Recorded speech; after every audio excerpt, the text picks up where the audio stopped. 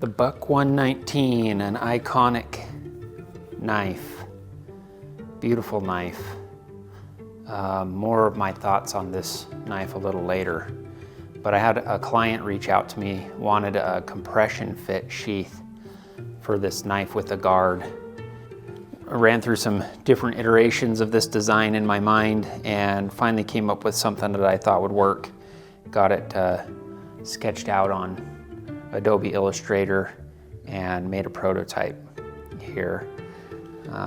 Just had to have a little extra flare on the top of the sheath to catch that guard and accommodate that, and then we just formed the leather around there and we've got a really nice fit. So reached out to the customer with some pictures and they're satisfied with the design, and so I'm going to go ahead and make their version of this. I do plan on wax dipping the final version of this just to add a little bit of rigidity, strength, protection, and because I think it looks awesome as well. Now I know some of you scoff at using a laser to build these sheaths, but I don't really care. I'm going to use whatever tools I can to make the best sheath I can make, and the reality is that you just can't get this level of precision with a set of stitching chisels. You just can't. So I think I make better sheaths with the laser. I think it does a better job. It's more precise, and I think my designs are realized better. It's a more accurate way of bringing my designs into reality, and it's just worked really well for me so far. So I'm going to continue to use this tool as long as I feel it's the best solution. And when I find a better solution, I'll use that.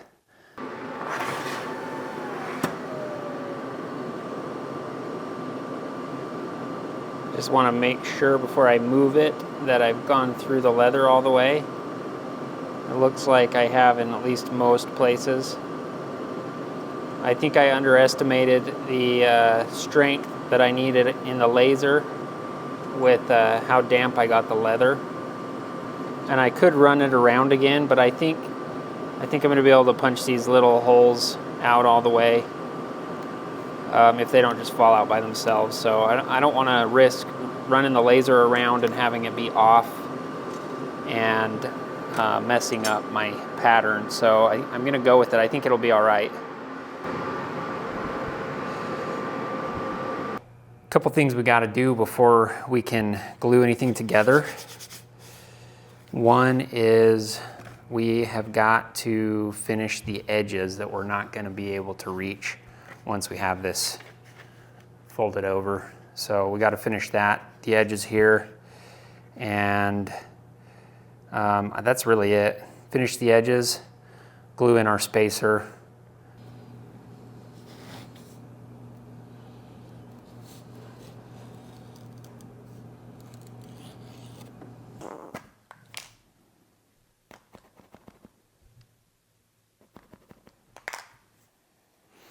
And since we're going rough out on this leather, I want to pay careful attention not to over dye on this side, because that's the side we're going to see. Actually, on the belt loop, we'll see the hair side on the belt loop, but on the rest of the sheath, we're going to see the flesh side.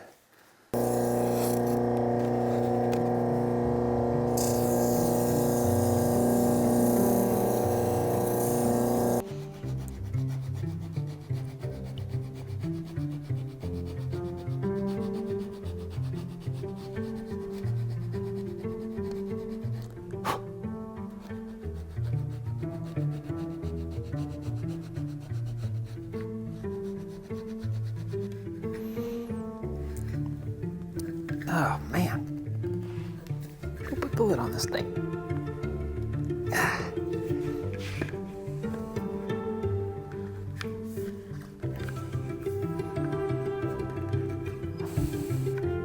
Got it.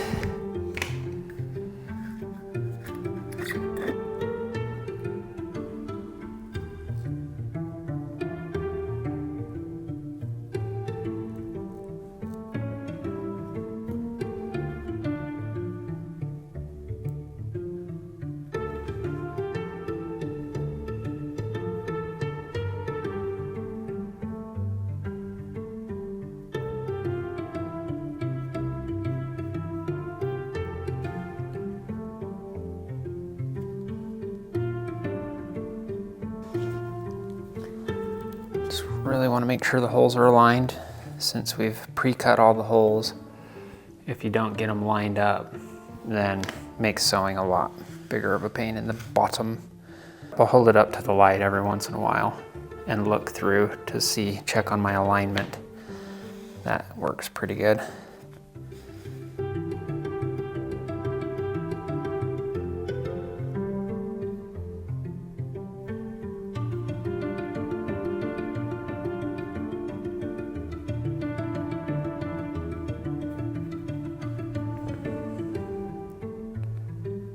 You want to let this dry all the way before you try and tack it together, because it just won't stick until that contact cement's dry, and then it'll work. You can see we've got plenty of space here, but not a lot of extra space.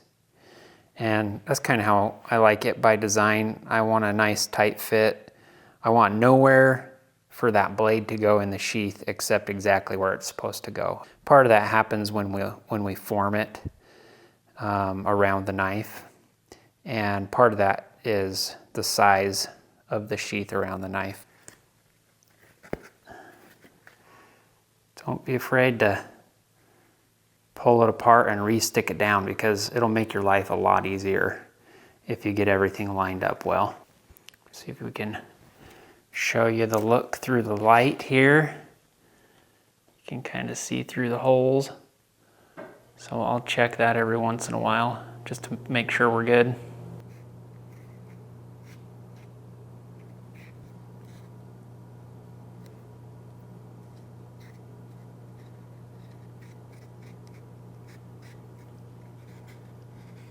Okay, I think that's pretty darn good. So also normally when you're sewing a fixed blade sheath, especially with a vertical loop, you're gonna have to sew your belt loop down first before you glue or sew your sheath together. But this is a little bit different because we're using this piece of leather that wraps around the sheath here to attach our belt loop on the back side, and we'll actually do that after we sew the sheath together. And normally also, if you're putting any kind of an impression on your belt loop, you'd want to do that before you sew it down and before you sew the sheath together. But this is different. So we're ready to go ahead and sew this. I'm gonna use some of my thread here. I'll probably finish off this spool. I get this stuff from Maine Thread Company, and it's really good for hand stitching. I do have a sewing machine, but I still have not got to the point where I feel like I can get the same amount of strength and the same aesthetic quality with the sewing machine that I can by hand stitching, especially with the laser. So even though it takes more time, I just don't feel like I can do that at this point. Maybe I'll get better at it, but I kind of think the sewing machine is going to be for projects that require more stitching, like bags. And for these sheaths, I'm not sure I'll ever find a better solution for sewing.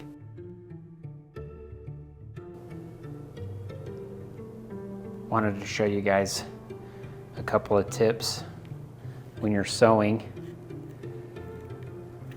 So you'll put your first thread through, and now there's different ways to do this. You'll find different instructions and stuff on YouTube, but this is what I like to do. I like to go from the left first, and then I will take and pull the thread back and away from the hole. Then I'll take my needle on the other side and push it through. I have seen where people will push both needles through at the same time, but I don't like making my stitching holes big enough to accommodate two needles at once.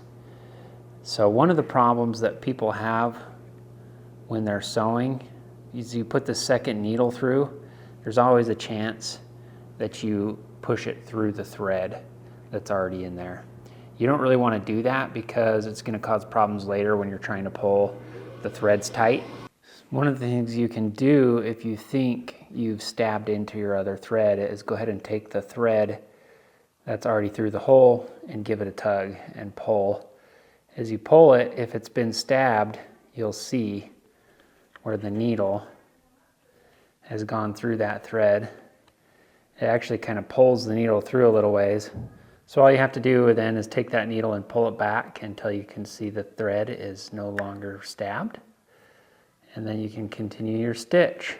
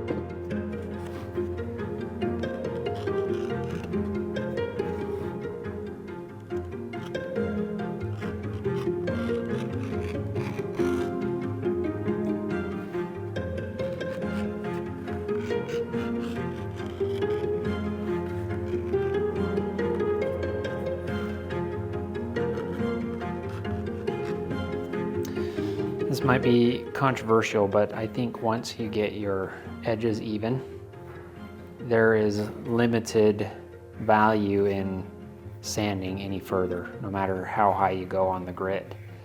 I just think that leather is not really made to be sanded unless you have some kind of like an acrylic finish or something like that on the edge that's gonna basically cement those fibers. I actually, to get rid of some of those longer fibers and make it look a little cleaner, I would rather just run my lighter real quickly around the edge. And I'll show you what that does.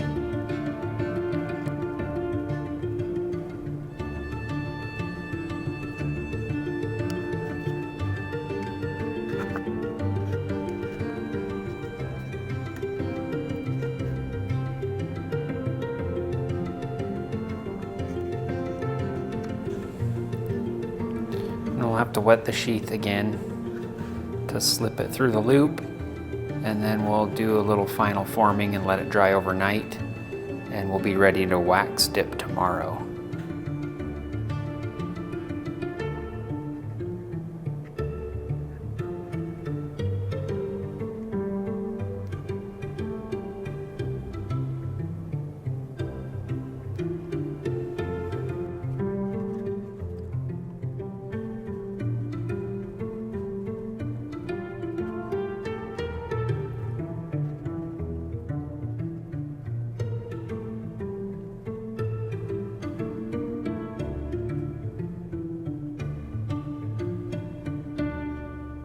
Got them both finished up.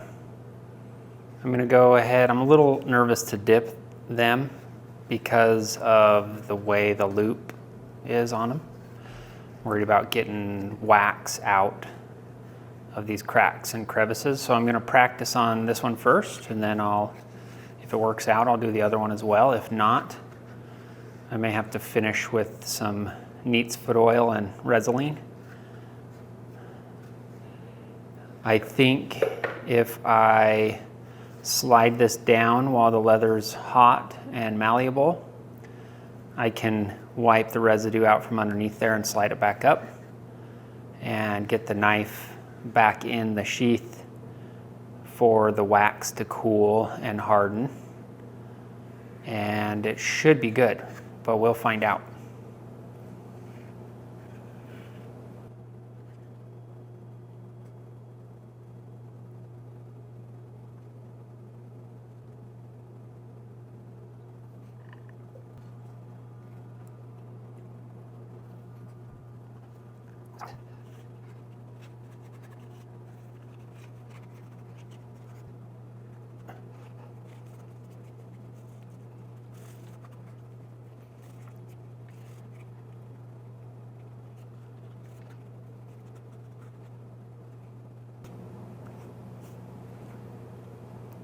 There's a few little bits of wax here and there, but I think my hands are messy enough. I'm gonna let this cool, and then I'll come back, clean up the knife, clean up any little bits left on the outside of the sheath, but it's looking good. I think it worked. I was able to slide that down and wipe out underneath this leather wrap.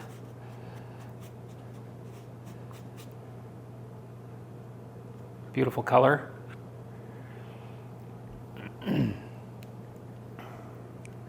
Just a before and after comparison. That's what that wax does to the leather, to the color of the leather. Beautiful, I think. I'm gonna go ahead and do the same thing on this one. This is gonna be in my YouTube video, guys. Hey! No, please no. Whatever. We are this is from a 7-year-old willingly finally have warm enough weather. We're gonna go out and actually maybe do some final shots of the sheath outside in the great outdoors. Maybe get some sexy shots of the knife and the sheath together. Grant, what do you think about that knife? The Buck 119. Good. But what do you really think about it? Inconvenient. Yeah, it's like a really cool knife that you want to have, but you can't figure out what to use it for. It looks awesome, but it's kind of awkward. What do you think about that handle? Yeah. Yeah, you're the expert. Yeah. I think if it's good, it's a good size. It's a good size. What is the shape of it? Do you like the square shape of the handle? Why are you putting me on the spot? Because you're a knife connoisseur. You like knives. You're All right. a knife expert.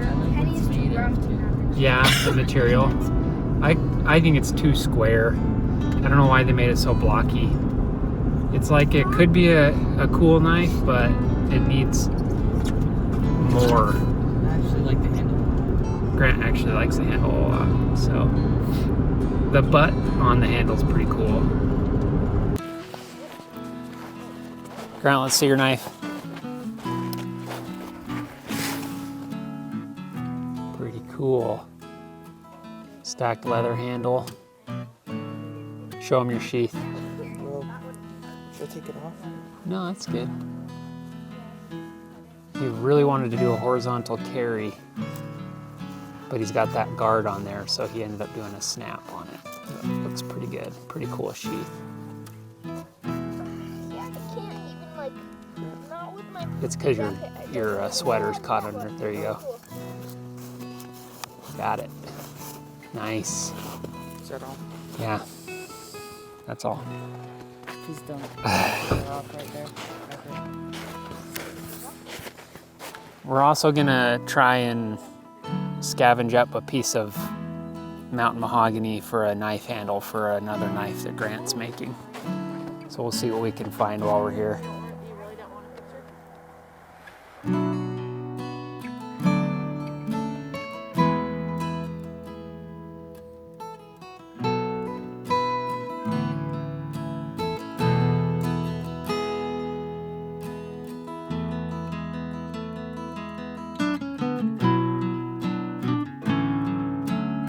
So this stuff is the mahogany. It's real brushy here, just for scale size comparison.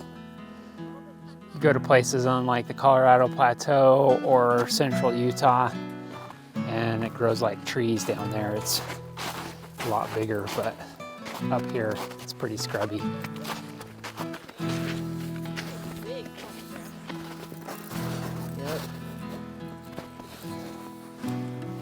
So it doesn't look like much on the outside, but when you get into this wood, it's really pretty. So we'll see if we can make some knife scales out of that. I have a video where I make an axe handle out of a piece of this mahogany as well. Turned out pretty cool.